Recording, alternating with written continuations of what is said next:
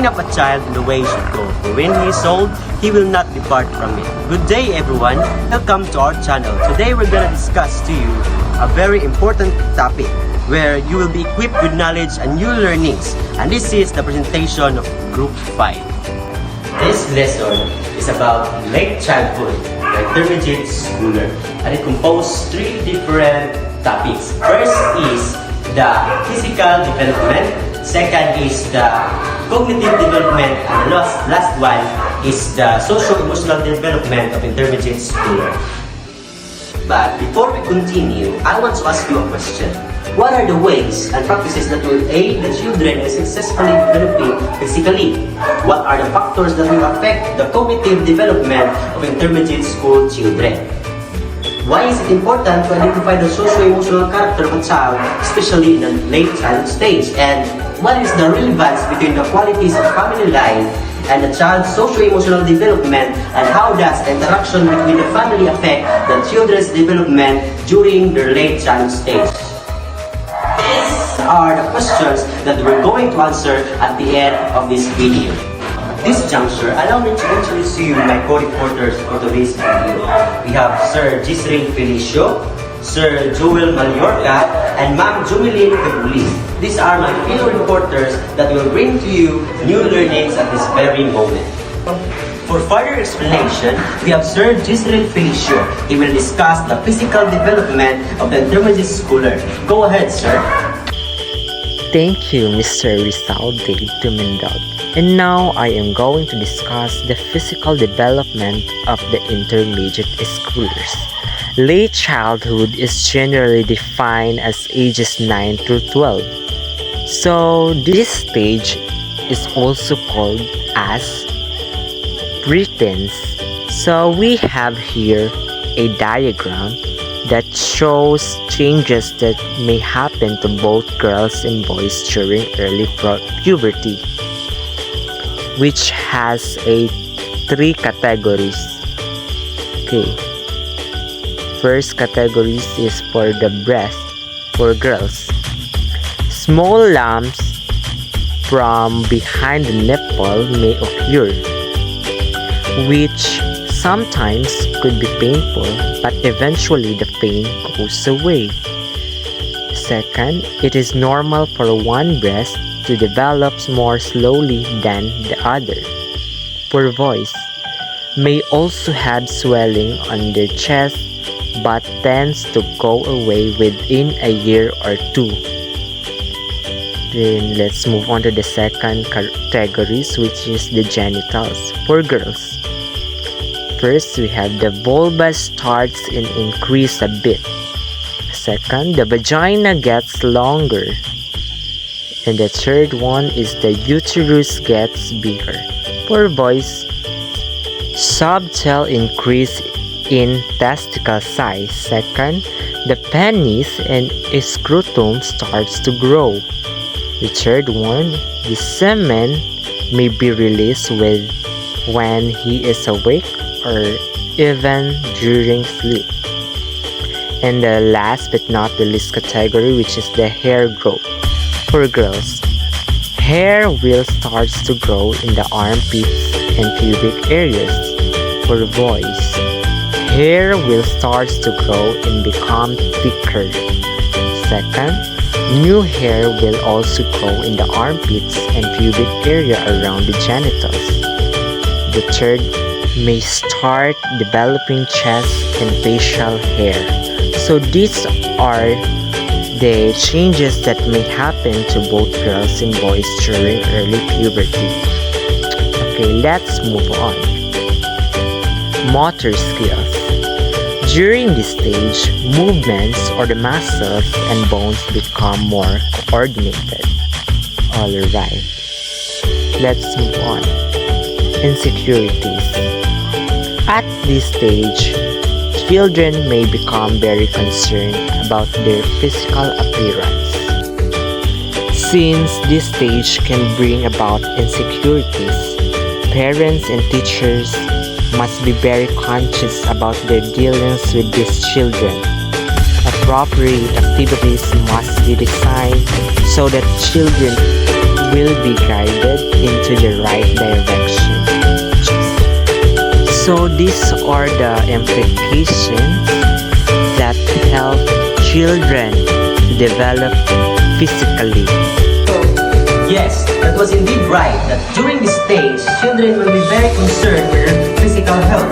That is the reason why parents should give their children the full support, especially in giving healthy food and practice a simple exercise program appropriate for intermediate school children. Now, let's proceed to the cognitive development of the intermediate schoolers to be discussed to us by Sir Joel Malgorca.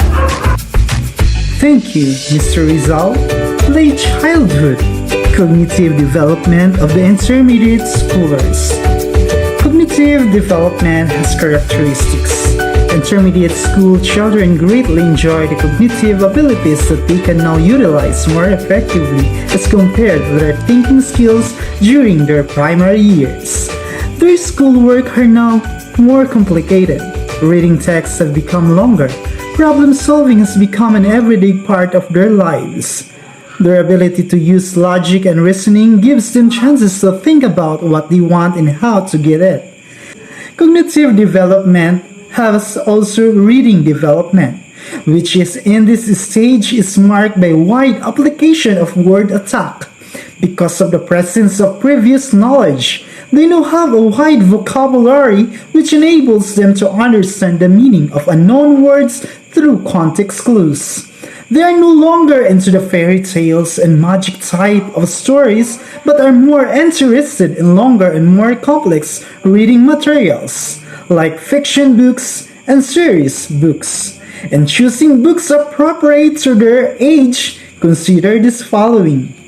Consider who the child is, his or her personality traits, and personal preference when choosing a book. And also make a selection with the child in mind. Choose an informational book or novel in an area of specific interest. You know, older children have a longer and more flexible attention span compared to younger children. Their span of attention is dependent on how much is required by the given task. In terms of schoolwork, older children can concentrate and focus more for long periods of hours, especially if they are highly interested in what they are doing. Cognitive development has also creativity. Children at this stage are more open to explore new things. Creativity is innate in children. They just need a little guidance and support from parents, teachers, and people around them. Creativity in children is encouraged when the activities like encourage different responses from each child. Celebrate uniqueness. Break stereotypes. Value process over product. Reduce stress and anxiety in children. And also support to share ideas not only with the teacher, parent, but also with the other children and minimize competition and external rewards. Child adolescence, late childhood cognitive development has the impact of media. The impact of the use of television and other media like the computer has gained popularity because students are given more opportunity to communicate effectively in speech and in writing. Work collaboratively. Use technology tools. Analyze problems, set goals, and formulate strategies for achieving those goals. And seek out information or skills on their own as needed to meet their goals. Media and aggression. The violence and aggression are often dubbed as one of the results of media. The following are some of the negative results of media, like children will increase antisocial and aggression behavior. And also children may become less sensitive to violence and those who suffer from violence. Children may view the world as violent and mean, becoming more fearful of being a victim of violence. Children will desire to see more violence in entertainment and real life, and also children will view violence as an acceptable way to settle conflicts. We have also the implications to child care, education, and parenting. Child have varying intelligence profiles. These profiles may be based on influences on learning and achievements. Parents should care, provides, and teachers should be able to recognize this through.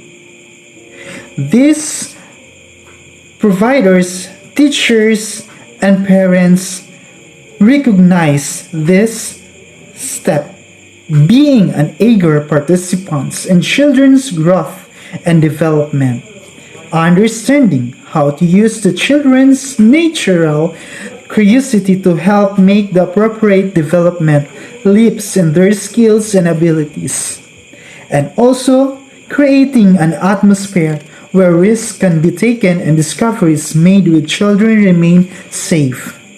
This cognitive development of the intermediate schoolers. And that's all. Thank you. Back to you.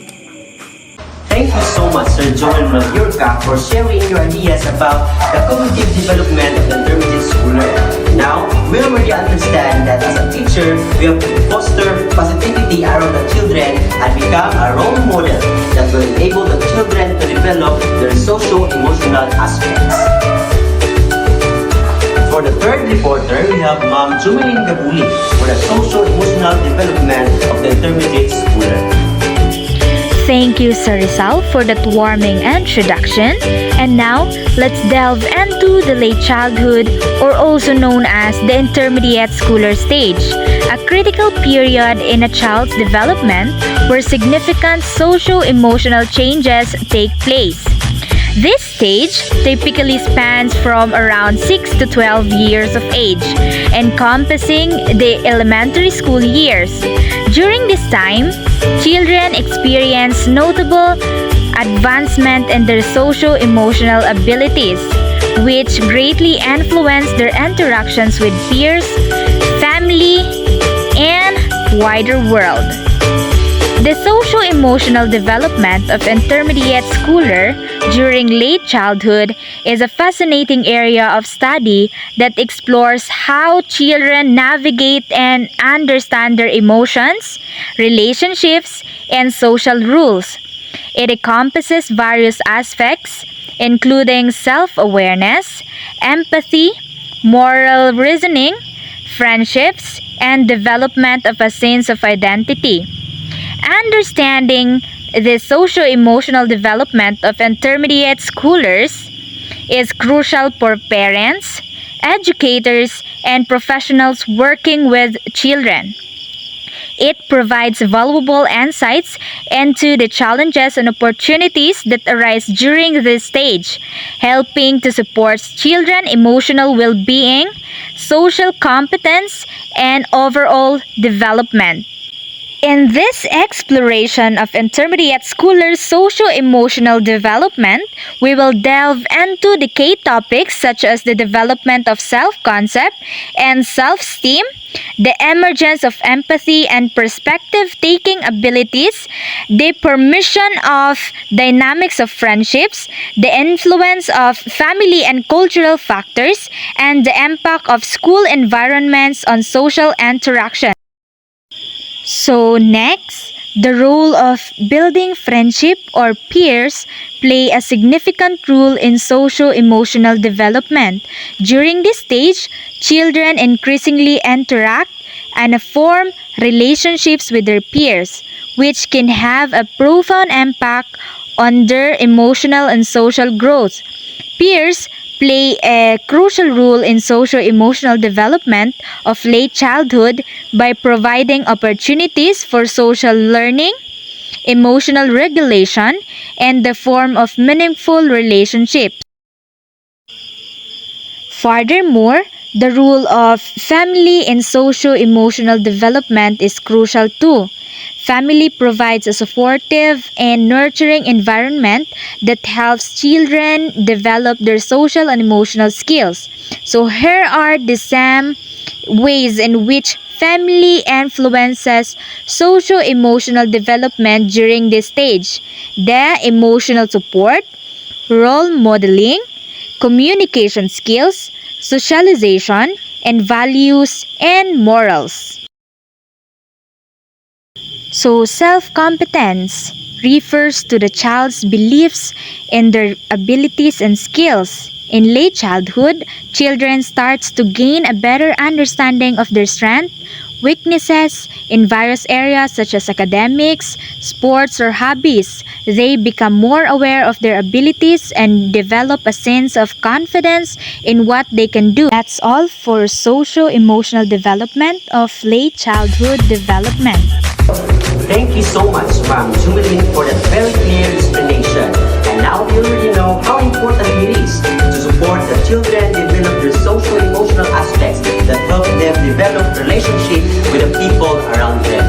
Subscribe for more videos.